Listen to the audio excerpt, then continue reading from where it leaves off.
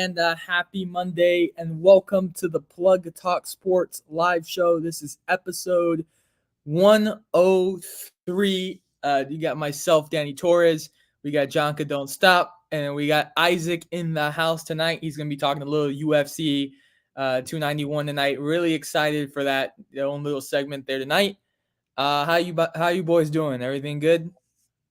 Chilling here in the Apex Arena.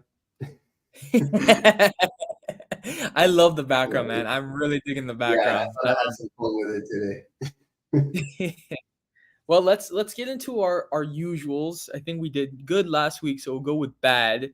Isaac, anything bad from this past week? You know, in sports. You know the whole ordeal. Sports. Danny, I think you're gonna like.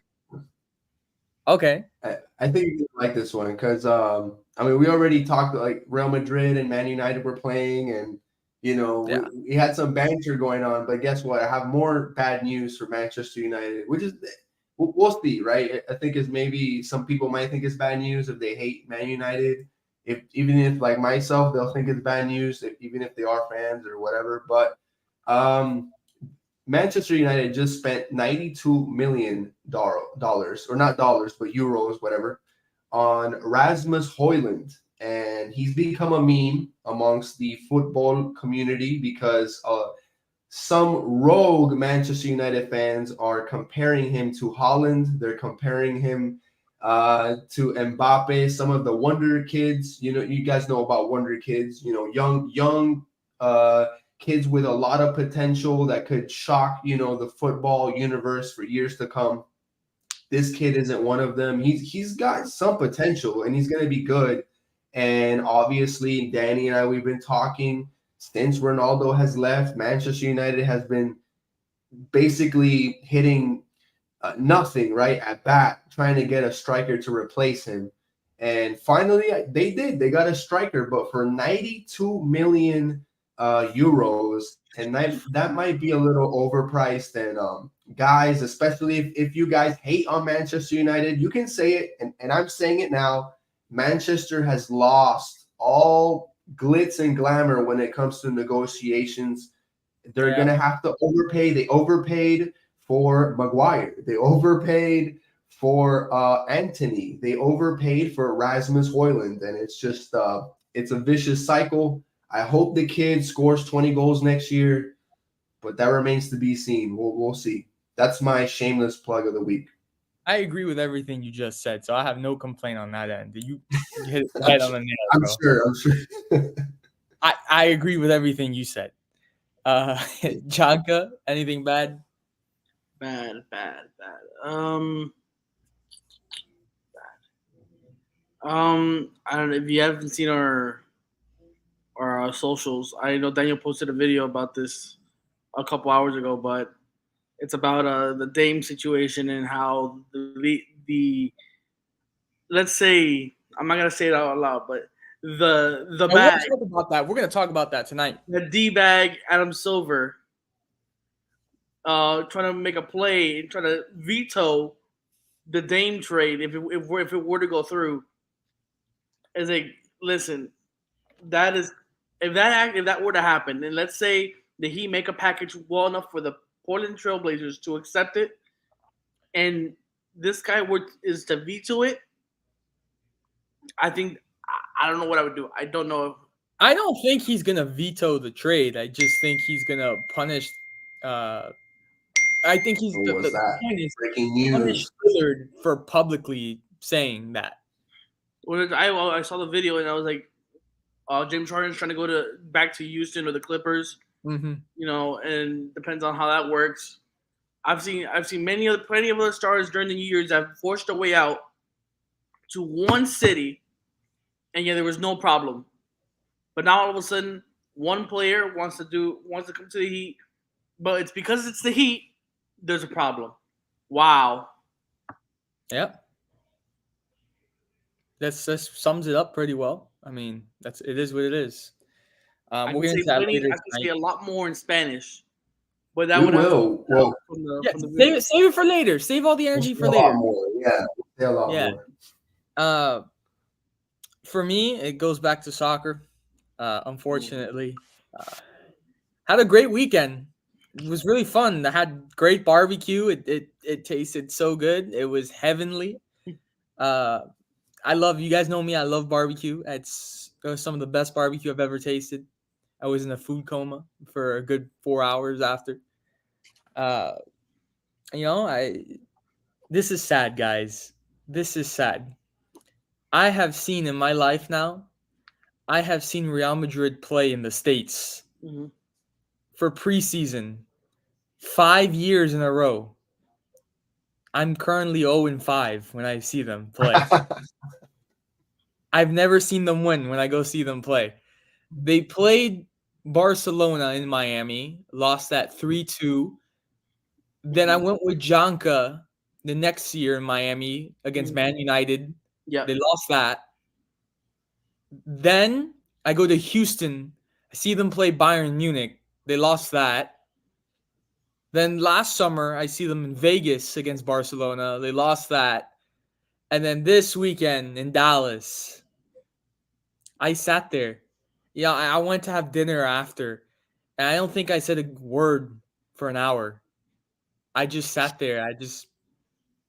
Look, I get it's preseason, it's preseason, so that doesn't I had get to me. remind Danny this weekend, guys, that it's still preseason, especially when it came to that United game. Yeah, yeah. I think Isaac, especially the United game, and then what happened this weekend. I think Isaac saw my life in a downward spiral, and he kind of had to bring me back. He's like, "Hey, it's preseason. You're gonna be okay." But yeah, it was a 3-0 slashing by Barcelona on Madrid. But here's the thing: like, yes, when you look at the scoreline, you're like, "Wow, it's really bad." Guys, Madrid hit the post. I've never seen this happen. They hit the post 5 times. I have never seen that happen. Like, at this point, like, I think Jonko probably would have laughed because I was like that person that was in my seat that was like, oh, and then like, oh, and then like, it's just, I literally got to the point where I was going to rage quit on FIFA. Like, when you see those people rage, like, that was me. Like, I was about to be at that level. Like, I got so happy Vinicius got a penalty in the beginning, like after Barca was up 1, which, by the way, the opening goal was by, and this happened today, and I literally just went like this. Ousmane Dembele. Dembele scores the first goal, and today I read he's heading to PSG. I was just gonna say, His freaking last game, bro. His last game. I see him. His last freaking game is in a preseason against Madrid, and this guy decides to be a world-class striker. man, those Barca fans, because I remember from last season when it was Barca and Manchester United, they loved Dembele. I'm surprised the guy didn't pull a hamstring after the goal. No, I know, bro. And just, I don't know what it is, but these Barca goalkeepers, like, Ter Stegen's good. Don't get me wrong. But every time they play Madrid, these Barca goalkeepers become Jesus Christ reincarnated on earth. Saving souls and saving all types of stuff. Rodrigo had a beautiful free kick. It hits the crossbar. It hits the back of Ter Stegen's head and goes out. And then Ter Stegen himself is just laughing about it. I'm like, you asshole. I can't even say what I wanted to say. That's some like Kendall Park stuff. Soccer Park stuff. It was like, and I was like Barca fans. There were some Madrid fans in my area, but there was Barca fan. This was me. By the second goal, this was me. I was like, everyone's screaming. I was just there in my chair. The third goal, I just was like this. I just started to scroll through my phone. I wasn't even watching anymore. It was bad, man. Overall, good weekend, but game itself, very bad. Didn't enjoy that. Good news. Isaac, what's your good news? So I already told you, Danny, I almost missed the fights on Saturday, which you can say, how does that happen? Well, my beautiful fiance got me some tickets to see Oppenheimer. And she's like an hour or so before the fights, or I'm just kidding, I'm being dramatic here. Maybe a couple hours before the fights, which I was working. So in my mind, I was just like, oh, you got tickets to see Oppenheimer. Oh, okay, And then I look, and I'm like, wait, the fights. And I don't really actually realize that I'm about to miss the fights until I'm on the way to the movie theater.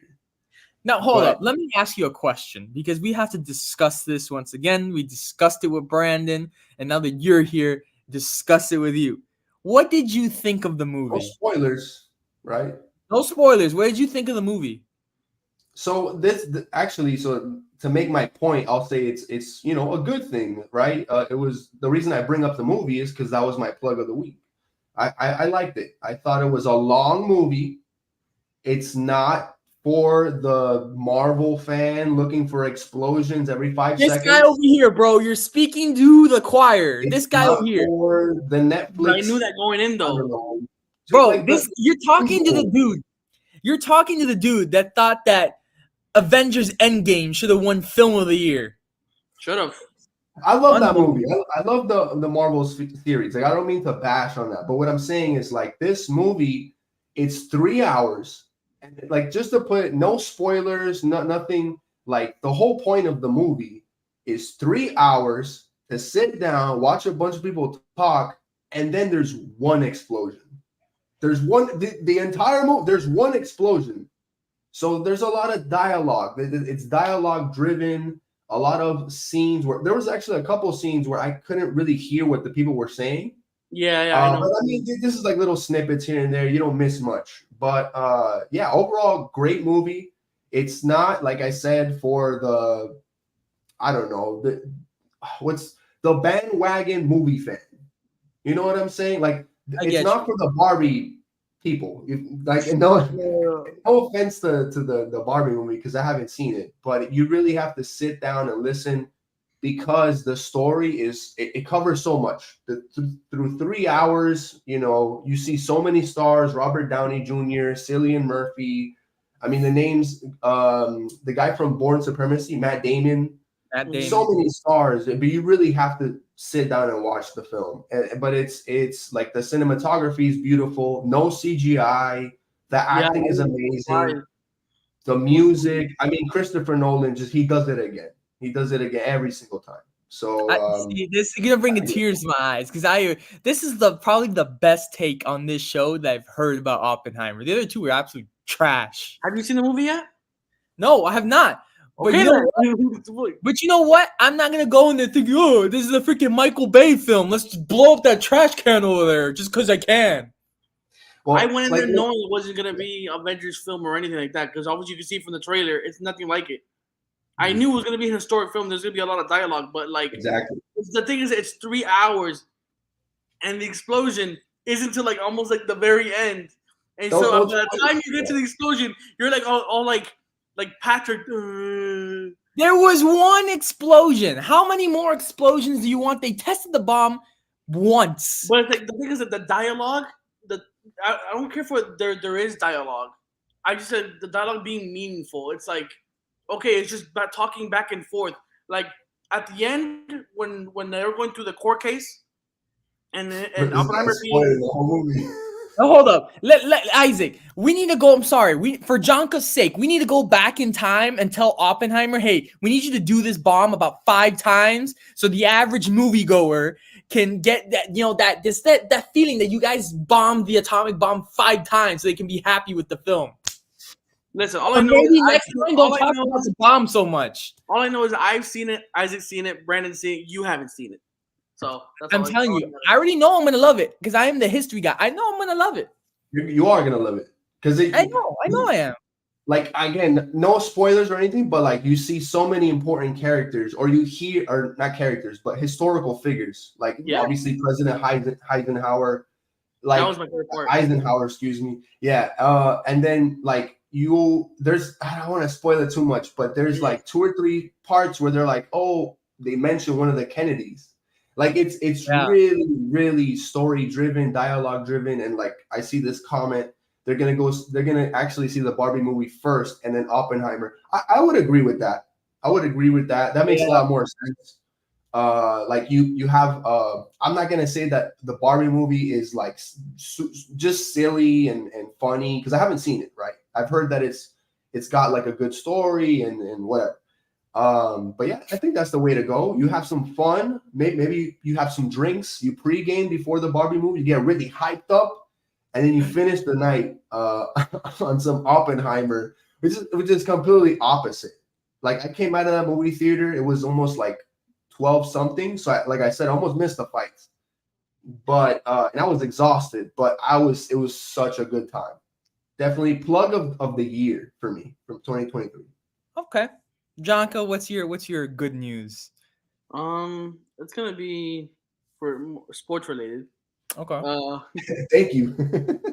For anybody that follows me on Twitter or Like, anything what like is- that, I give out lots of Canes updates and stuff like that. So Canes just got an offensive lineman he was a Harvard commit and he was going to electrical engineering or like some crazy engineering program, and UM was able to pull him as an offensive lineman. Nino, Oh, that's great. He can probably now know how to, tell the guys how to run the plays now. Okay.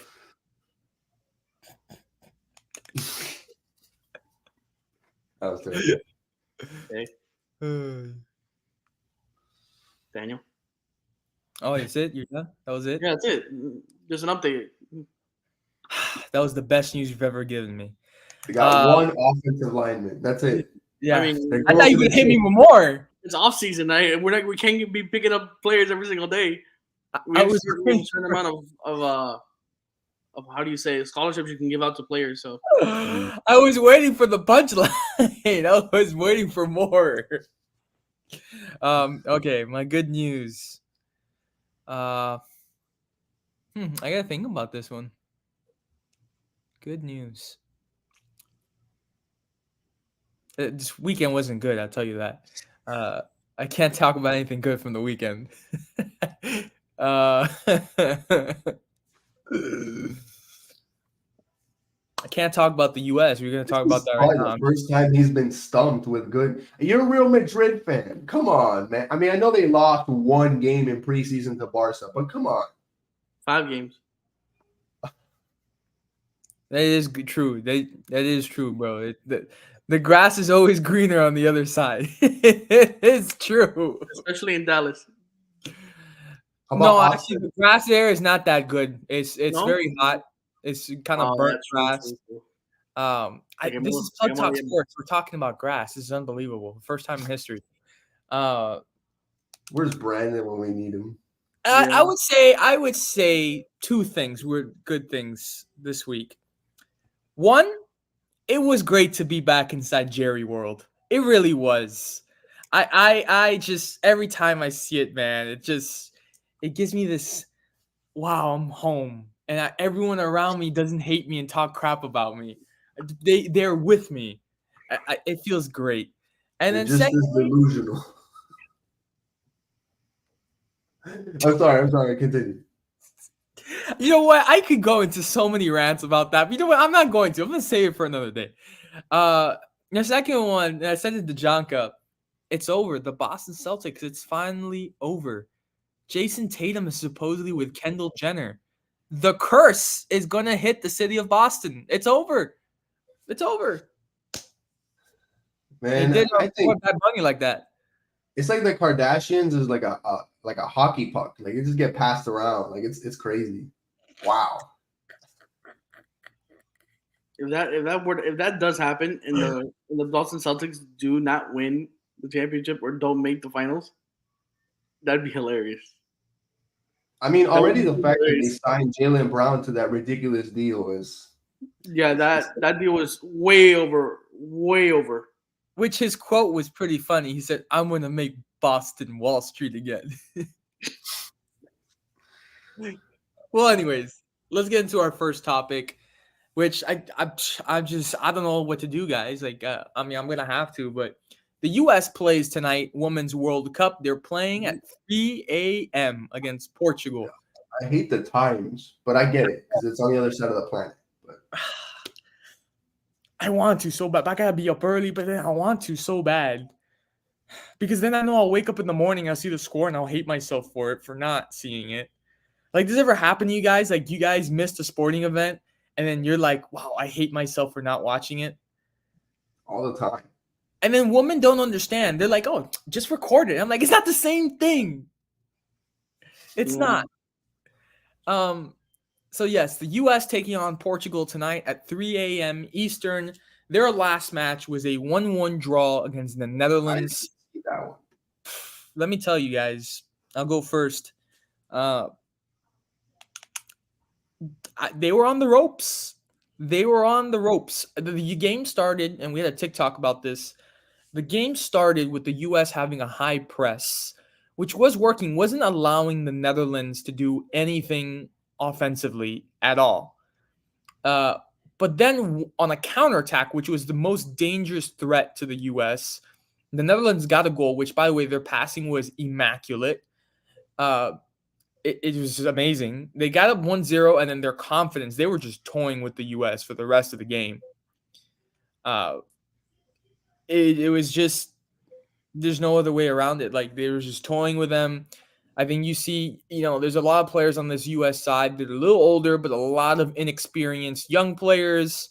Obviously, you can tell this is not the same strength that the U.S. has had in past World Cups. What tied this game was Lindsey Horan. It took Lindsey Horan to get pissed off that one of the Dutch players was messing with her, and she was able to get a header to equalize it. But that's what's missing, I think, from this team is that fight, that grit, that, as I said in that TikTok with in Spanish, tiene que tener gana. Like, you have to have that will, to want to win. And I think that's what's really missing from this team. I mean, I saw Trinity Rodman had an awful game, and she's an up-and-coming player. Awful game. Alex Morgan has been whatever so far in this World Cup through 2 games, including a missed penalty. I think for me, the player that stood out the most is Sophia Smith, who's an absolute baller. But other than that, I hate to say it, but I haven't really been too impressed by this U.S. squad through 2 matches.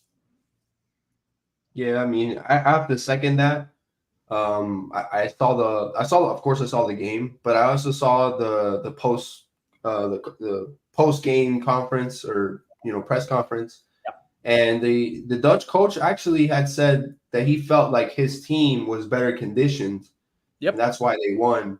And then, I mean, you could make that argument. They were definitely more physical, like Danny just said. It was a physical game. But I think it was really just the finishing touch in the lower third. They get within striking distance and then they pass the ball back.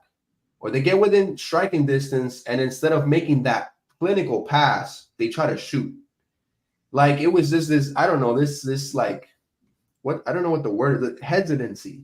Like, they just could not finish the job in the lower third. And, thank God we got the equalizing goal. We could have missed points on this match, to be honest. And all I will say, we can't take away anything from the Netherlands. They're a good team. But just the way that the game played, it wasn't one of those draws that you feel good about, where it's like, okay, they gave it all they had. And now you look at this team, facing Portugal, can they do it? Can they dominate? They, like Danny just said, they don't seem to have that same swagger as the other, successful World Cup teams.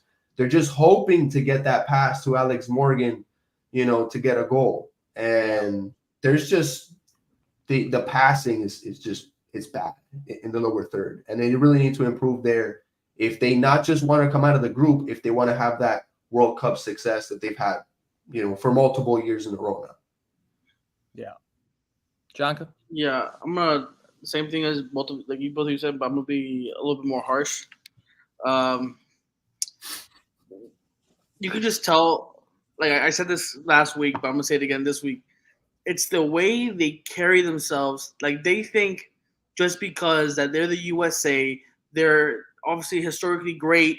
They've won multiple World Cups. They have that pedigree, but they think just because they have it, they can just walk onto a field and just dominate everybody. And so, that translates to how they play with the non-passing, no playmaking. Everybody thinks that they can hit a spin 360 from the outside the box. No, you're not that good. Relax. You're not that guy. Everybody can just play as a team, how you're supposed to play in soccer. It's 11 versus 11, and pass the ball around. You got great skills. I mean, the Netherlands had 56% of the possession. USA had 44, but USA had 18 shots and 4 of them were on goal. That just shows you that 14 of them were just shots taken for no reason. They were just like outside. But look at this: Netherlands had 5 shots, 1 of them on goal, and guess what? The one on goal was the goal. Like it just showed you that you don't have to do so much to win the game, and it's just like I think USA needs to find who they are because I feel like I'm not seeing any of these older veterans leading these younger players to how it should be done. Rapino, I said it last week. I think she's just there just to like think as if she thinks she's just gonna walk up and get a World Cup trophy like that just because she's on USA. I feel that that's the way she's carrying herself now. I'm just being honest. Alex Morgan, I love her, but she's not what she used to be. I think if you're gonna just bring in these veteran players, okay, maybe this is their last moment to shine in the World Cup. Maybe take them off the bench, start off the newbies, and then after like the first half, maybe the first 60 minutes, put the veterans in. They'll come in fresh. They have the experience, and then let them try to do something in the last 30 minutes. And it gives the new players some more playing time, gets them into the rotation, and whenever if you need to put in an experienced player in, they have the experience. It's I don't know what's going on with this women's team, but I'm just telling you right now. I said my sleeper for last week. You weren't here, Isaac, but I said my sleeper for this World Cup is Japan, and Japan just sorry, Daniel, they just whooped Spain 4-0. I'm telling you, watch out for Japan. That's all I'm gonna say. I'm just letting USA know. Don't get cocky because we know what happens with teams that get cocky. Like they just draw 1-1 with Netherlands, and it took them that far. And USA played terrible, but Netherlands fought for it.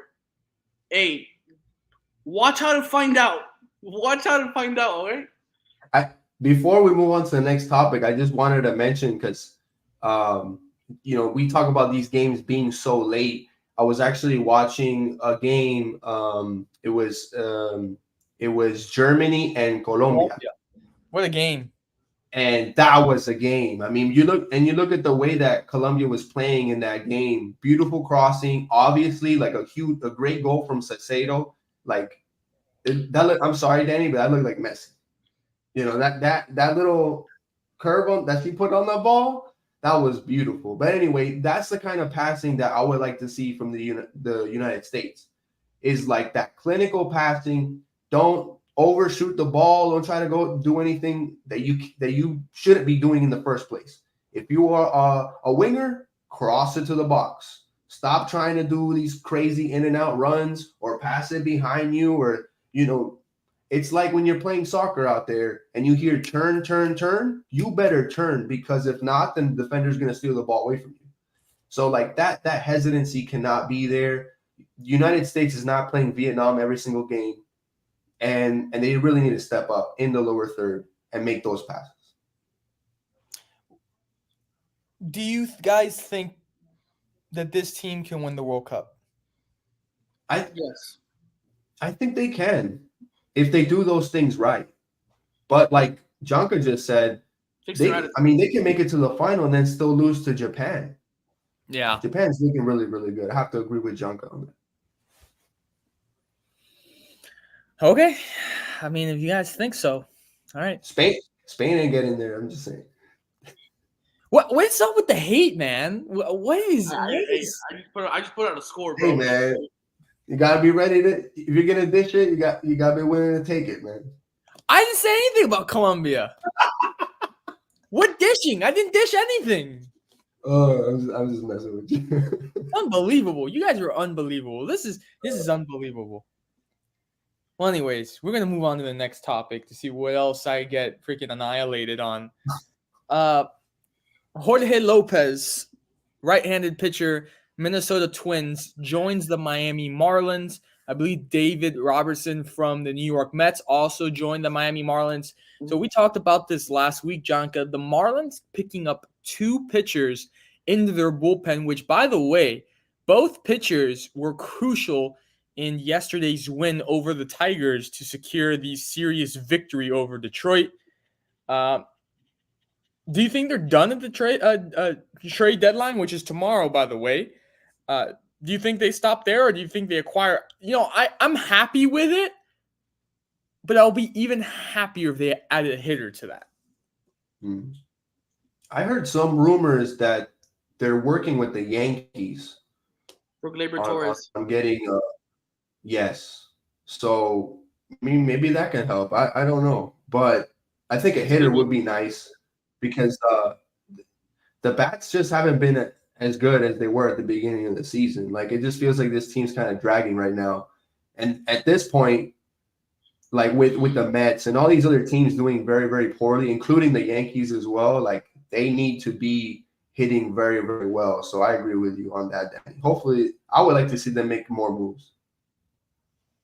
Jonka? As for the new pitcher, what's his name? Jorge Lopez. By the way, I'll go over his stats. He was in the Twins. Was traded mid-year from the Orioles to the Twins last year.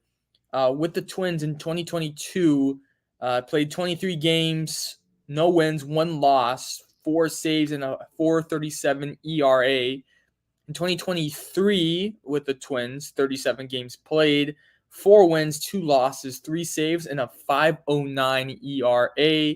And obviously, he's been sent to the Marlins, where he's already played 2 games, has 1 win. So he was pretty hot in that first half of the year of this current season with Minnesota, which is why the Marlins went out and got him. Go ahead, Jonka. And then for what's his name? David Robertson. Yeah. He got drafted by the Yankees. He played for the White Sox, the Rays, the Cubs, the Phillies, and obviously previously the Mets. His overall career record is 61-38. His career ERA is 2.84. Not bad. Crazy stat though. He's averaged 1 strikeout per inning in every year of his career so far, which has saved him in a lot of innings at the end. And obviously, he's a World Series champ in 2009 with the Yankees, so he has championship experience and so that can help a lot with for the Marlins also. So I just hope that this is what the Marlins needed. I personally think 1 pitcher and 1 hitter would have been nice. I mean, 2 pitchers is fine, but I would have liked to see a little bit more offense, which is the Marlins. What I think the Marlins need more than pitching at this moment. Even though they drafted like 3 pitchers in the draft, but that's not my problem. I'm not adding anybody. But I would like the Marlins to see Soto, Gleyber Torres, maybe from the Yankees. I don't know who else. I don't know who else is. Maybe another. I don't know. What's some other hitter that has a good batting average? Maybe not. Like a crazy 300, like a 350. But I mean, unfortunately, we talked about a lot, probably for about 2 or 3 shows. We talked about Shohei Ohtani, but the Angels have taken him off of the market. Yep. He is not available to be traded. Shout out to Brandon. Yeah, he's staying. Yeah, shout out to Brandon. Brandon called it. He's staying put in LA. I mean, look. Dumb. Yeah, I agree. You know what? I'm not complaining about the Marlins moves. That bullpen really needed help. Like, I wouldn't say badly, but like it really did need help. So bringing in those 2 pitchers with good experience and have been playing well, I'm happy with it. I just, again, would like 1 hitter at least to help the offense. But overall, is it a good trade for the Marlins? Yes or no, Isaac? I think, getting the 2 pitchers probably helps, but you need a hitter. So I mean, I hate to be a negative Nancy, but I say no. Okay, respect that. Jonka? I'd say yes. For a grade, I would have also agreed with Isaac. I think a pitcher would have been nice. A hitter would have been nice. So I'll give it like a B minus because of the pitch, because of the no hitter. So I'll give it a B minus. Man, I want to say B minus, but I I think it didn't was know we were doing grades, but give him a grade. Jonka brought up the grade, so I was like, all right, we're doing a grading system. all right. C minus. Damn, Oof. that's a bit harsh, huh? Coño, a C. I was gonna, hey, don't judge him. I was gonna go with a C plus. I could have Oh, wow. gone C plus. I could have gone C plus.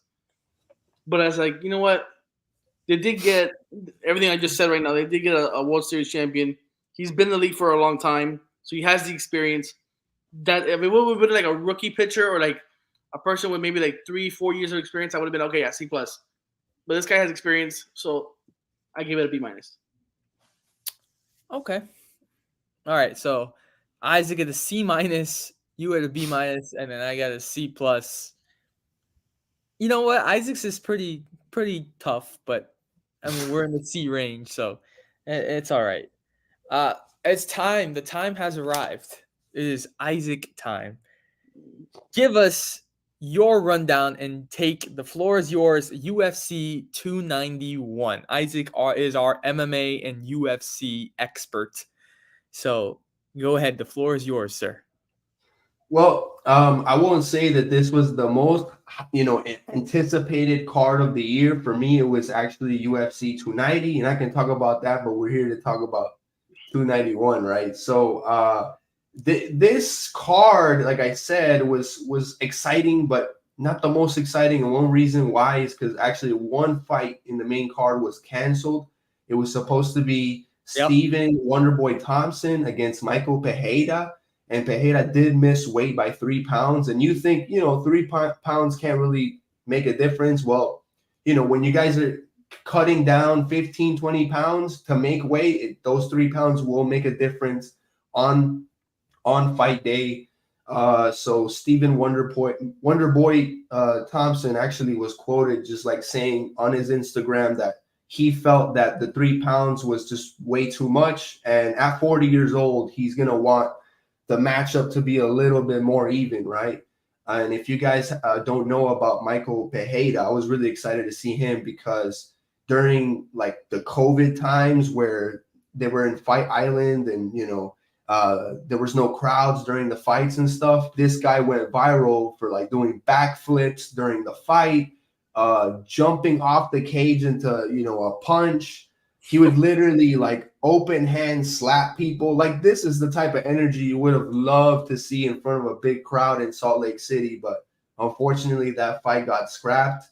So we got Kevin Holland going against Mike Chiesa, if I'm saying his name correctly, veteran of the UFC. Kevin Holland is also a veteran of the UFC. So this was going to be really exciting.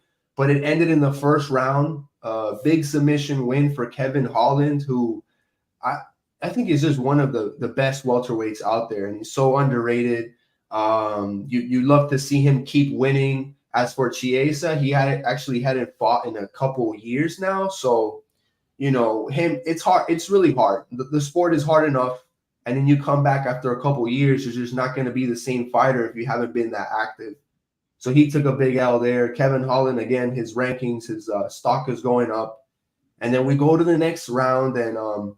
I'll throw some stats at you guys, but this next one, it was Tony Ferguson against Bobby Green. Tony Ferguson now has lost 6 straight fights, guys.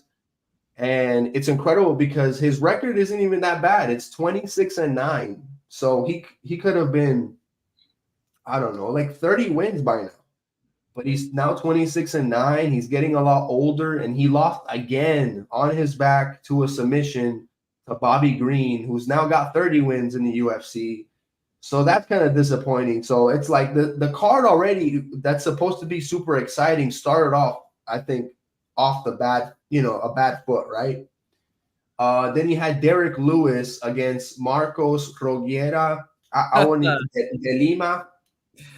The point is that Derek Lewis, okay, on the night that the BMF belt, you guys know about the Yep. BMF belt. Yep. Who was the first person with the BMF belt? It was George Masvidal. How did he go viral? Flying knee.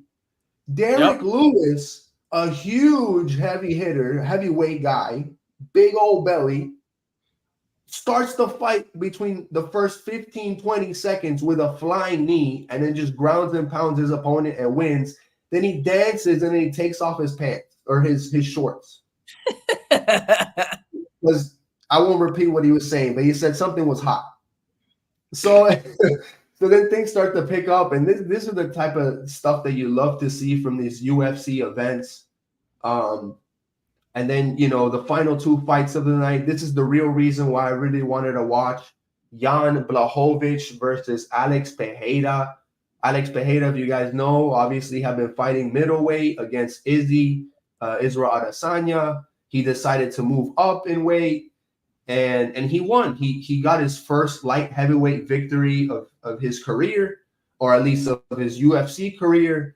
And that division is one of those divisions where 2-3 fights in and you're in the title fight. If you guys know a guy by the name of Johnny Bones Jones, he's in that same division. So it could be possible Alex Pereira could be fighting anywhere between Jamal Hill when he gets healthy, Yuri Prochazka when he gets healthy. Maybe he fights Jan again. Maybe he fights John Bones Jones. Who knows?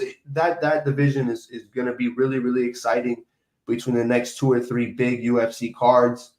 And Alex Pereira is in there, man. I would pencil him in there into a title fight. That'll be really, really exciting. And then let's go to the title fight, which is not really a title fight, but whatever. It's the baddest mother effer of the UFC. It was actually Justin Gaethje against Dustin Poirier, the Diamond Poirier, and I was really, really rooting for Poirier in this fight because to me, he's one of the best boxers of the UFC. He's got the best footwork, or one of the best sets of feet. Just the way that he puts his 2 feet together before a punch is just really, really good. I don't know if you guys saw the first fight back in 2018, but Justin Gaethje, he's known for these heavy hands, right? And he was just looking for the knockout blow while Dustin Poirier was really boxing. This time, the flip kind of switched, and I'm telling you, man, that head kick was absolutely gorgeous from Justin Gaethje. Able to just measure the distance. He just waited for the perfect timing in that second round. Lands a beautiful head kick that was very reminiscent from the Kamaru Usman and Leon Edwards fight almost a year ago. And a way to win the belt and a way to end the card. Justin Gaethje, I think he's back in the title race in that lightweight division. Yeah. Poirier, for me, he's got to fight Beneil Dariush. I think he's kind of been avoiding him a bit after this L. You want to see him get back in there in the ring or the cage per se. And I think the best shot for him to get back in the top 2, top 3, he has to beat Beneil Dariush. That's just my opinion. Maybe somebody else might have a different opinion. Yeah. And Danny, I don't know if you saw. Last thing I'll say about the card, Justin Gaethje. He actually got the attention of a big guy in the UFC, Conor McGregor. Conor McGregor was saying that he will slap Justin Gaethje around.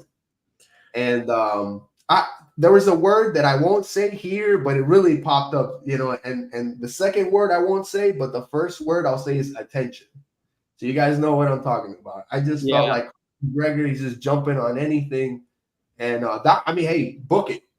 If it's up to me and Danny, maybe Jonka might feel the same way. I say book it, Justin Gaethje, Conor McGregor. But if you really want to do justice, though, you wait for that Oliveira and Makhachev fight. Whoever wins that one challenges Justin Gaethje for not just the BMF belt, but the lightweight title of the world.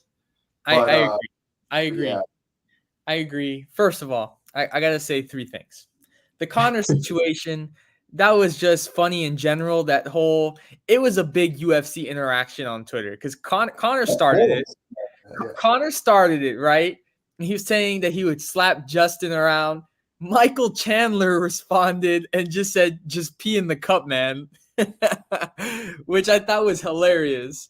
And then Chandler goes on and tweets at Gagey. He's like, "Finally, you had a worthy opponent. Like, I'll be your like next worthy opponent for that BMF belt." Or he was saying that he should have had a worthy opponent. And Poirier responds and said, "Shut your up." So yeah, it was very interesting. Number two, I would say, is a card from a fight from the undercard was Roman Kopylov against Claudio Ribeiro. Oh my God, another head kick that just ended in a It was knockout. that kind of night. It was wow. It was wow. I couldn't believe it. Did I send that to you? I saw it. Yeah, you sent it to me, but I saw it. I was watching the undercard and I saw it. It was crazy. Crazy. The third I would say is Dustin Poirier and Justin Gaethje. As you said, Isaac, I was really going for Poirier because for me, Poirier is in his prime right now, and I think he's so good, and I think he deserves a title shot. I just think it was really unfortunate because if you look closely at that leg kick, he's blocking the leg kick. But he was just like just a meter off of the block, and it caught him. And it's just that was it. He went downhill from that. Man, I just felt really bad because I thought Poirier was gonna have this really against Justin Gaethje. But yes, now ultimately I think Justin Gaethje, ignore the McGregor noise. As much as I love Connor, at this point it's like, hey, if you want to talk smack, just back it up, get in the octagon, man. Like, stop tweeting. Secondly, Gaethje deserves a title fight. I mean, just get 100%. Makhachev, the winner of Makhachev and Oliveira, whoever wins there, book the fight against Justin Gaethje. But yeah, that's 291 right there. But I do want to add something in that I want to get Isaac's perspective on because it was really bad, very very bad. I think Jonka will probably know what I'm talking about too. Did you guys see the way that Errol Spence Jr. lost this weekend to Crawford? It was bad. Bad. I caught a glimpse of it, like a quick, a TikTok little snippet of it. And I don't have a big opinion on the fight. I mean, like I said, I was more focused on Oppenheimer, so I didn't even see that, like the full card, but that was good. Like if I ever get into a street fight with somebody, that's the way I want to do it. That's the way I want to put it together. I believe Spence was mind you, Spence was 28-0 heading into this fight. He got dropped 3 times. It was like a murder. I'm not going to lie to you. Like, it was not even funny. It was a murder. And what was very concerning to me was that in the post fight conference, this guy's like, I want to go at it again. But when he's saying this, he's slurring his words. So I didn't like that one bit. I was like, he is slurring his words. That doesn't look good, man. You got to get checked out if you're slurring your words. Yeah, no, I agree. So he got, and I'm gonna say how Stephen A. Smith said it this morning. He got his ass whooped. It was bad. It was really bad. But we'll leave it there for the fight game tonight. Thank you, Isaac, for bringing the expertise in. No problem. Every time we got MMA, we gotta get you on here for a card because we're just so knowledgeable on it.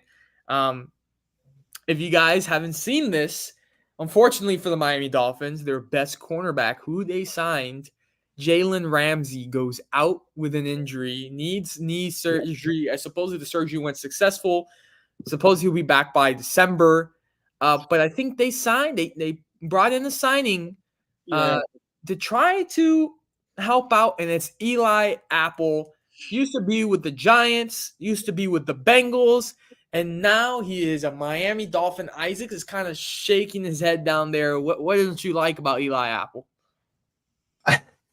Nothing personal. You made it seem like that. No. But he just ever since he came into the league, I think he's been a little overrated. I mean, you already said it. He didn't really have success with the Giants, and he's been kind of floating around. And now the Dolphins just feel like they needed an extra guy to patch up that wound, after losing Ramsey. And I don't think it does it. I think the bleeding continues for the Dolphins. And we'll see what kind of effect this takes on. We've seen this secondary struggle. I mean, really, really struggle at times last season when we needed it the most. So I remember getting that notification, seeing Jalen Ramsey sign with the Dolphins and get absolutely paid. And then now he's injured, and it just feels like another curse, man, another off-season curse where the Dolphins get a guy. I mean, God forbid anything happens to Tyreek or any of the other guys, but we can't have anybody. We just can't have anybody. You can't have too much of a good thing, I guess. But yeah, this signing, I don't think it covers that. You know what? I'm gonna have to agree with you, because when we talk about the Dolphins cornerbacks, you're gonna have Xavier Howard on one side, and you were gonna have Jalen Ramsey on the other side. Now the pair is Xavier Howard with Eli Apple. It's kind of like, and it's okay. Too, like, if you really think about it, and you know this as a Dallas Cowboy fan, like, who is it that we were imagining this matchup, right? Before Jalen Ramsey, who was the guy? It was Byron Jones. We were like, guy is injured, doesn't play. Byron Jones better than anybody here. So yeah, it's like, again, like just that position, we just can't seem to solidify that half of the field. I don't know what's up. Byron Jones is the guy where when he turns it on, you're gonna freaking love him. But he's just way too inconsistent. It's been, and that's like why ultimately why Dallas got rid of him. Ultimately, why Dallas got rid of him? Just too inconsistent. Yeah. Jonko, what do you think about Eli Apple? I don't mind them picking him up because obviously without Ramsey now they have a hole to fill. They picked somebody up that they needed, which is not. He's not terrible, but like he can get the job done. But get the job done, as a mediocre player. Like I agree, he's overrated. And also, I think to point out, I know Eli Apple and Tyreek have had a history with each other when it was the Chiefs and Bengals kind of thing. I know they were like snapping at each other, and so I'm like, I don't know how it's gonna work chemistry wise with the team. So I want to see what happens there. But Eli Apple, I've just seen year after year him on the Bengals and on the Giants that they just target him because they know that he's overrated. He can't stop us, like a guy that's really fast or a guy that's quick in and out routes. Like he can't cover them. So if I'm the Dolphins, I would heavily work with Eli Apple on his weaknesses. Maybe he can improve from now to the beginning of the season. Maybe he can work on something. Maybe get a little bit better. But as of right now, yeah, losing Ramsey was a big hit to their defense. I know Vic Fangio, their new defensive coordinator, was excited to use Ramsey. He's a really big talent on defense. So, but yeah, this Dolphins defense is going to be not as good as what everybody expected it to be without Ramsey. So now it's going to put more pressure on Tua and the offense to score some points because now the defense is going to be a little bit on the softer side. Who knows? Maybe Eli Apple does take a step forward this year. We don't know. Maybe he found his place in Miami, but it's all willy nilly here and there. All speculation right now. But I'm just hoping that the Dolphins can sell this forward because any more injuries to this Dolphins team, forget about it. Oh, and I will say about the Dolphins, I will be attending the training camp this weekend. Yep. Nice. So PlugTalkSports will have coverage. Yep. For that, I will be there, and then next week I will be at Canes Fest. So you'll be on the Hurricanes and Dolphins scoop for the next 2 Nice. weeks. Yep. Awesome. We're going to have coverage of that here on Plug Talk Sports. And we have something brewing. Janka knows what I'm talking about. Something brewing in terms of Miami Dolphins that you guys are absolutely going to love. So we'll keep that quiet until things are official. But with 4 minutes left, let's talk just a little bit, touch upon our last topic, which is Damian Lillard and just the whole NBA situation. Again, I've posted a TikTok about it. It's ridiculous to me. I don't get it. Like, I don't get it. Like, why now, out of all times, just like target the Miami Heat and Damian Lillard and this whole process of I just don't get it, because Dame's never really said anything. I mean, yes, they have come out and said that he won't be happy if he gets traded to another team. Well, yeah, what you want him to say? I'm gonna be extremely happy if I get traded to a team I don't even want to be a part of. Like, I just don't understand. Like, what do you want the guy to do, or what do you want the guy to say? I just think it's a really stupid situation. I think there's no point to it. There was no absolute. That's my final conclusion. Absolutely no point to it. Yeah. So here's my take on it with 3 minutes left. Essentially, like, this does remind, unfortunately, it does remind me of the Lakers trying to get Chris Paul, and then the NBA shut that down real quick. They said, no, we're not doing that. But obviously there's a lot of anomalies, a lot of differences and stuff as well. But what I think that not that they're right. I agree with you, Danny, and I'm probably gonna agree with you, Janka. But I will say, like, not that the NBA just doesn't want this to happen. I think this is just red tape and basically saying, Damian Lillard, you will have to play for the Portland Trailblazers and commit to your contract if this trade doesn't happen. That's what I think is going on. They're saying, you, Damian Lillard, you can't just say, well, I want to be traded to this team and I won't play for anybody else. Like, I think they're just kind of slapping the hand a little bit and saying you have to fulfill your contractual obligations regardless of what happens. Which I think is BS, you know what I'm saying? But I think it's them kind of like putting it out there. We said something. That's my opinion. Janka? Knowing how the Heat's luck has gone the last 2 seasons, I have a feeling, and it's going to be a bad one. Listen to this. This is foreshadowing. Note this date. That I feel like the Portland Trailblazers are gonna keep Dame, hold him for 1 season, or until next offseason or whatever it is, whenever they want to get rid of him for real. And then whenever that happens, now say, you want to go to the Heat? Yeah, sure. Now we can give you the Heat because now your contract, you spent the year off. Now it's less money they can offer you, however the deal works. But now it's less money that we have to pay you, and they have to offer you an extension. And then guess what? Who's also getting an extension? Jimmy Butler. Where are the Heat going to come up? And supposedly the Heat, Jimmy Butler wants a Jaylen Brown-like deal. I'm sorry. If this isn't like the devil writing this, I don't know what is. Like, Dame wants to come to Miami? Yeah, sure, come, yeah. Bring your $60 million year over. That's good. Hey, no, Isaac, they're on strike right now in Hollywood. Oh, that's a good one.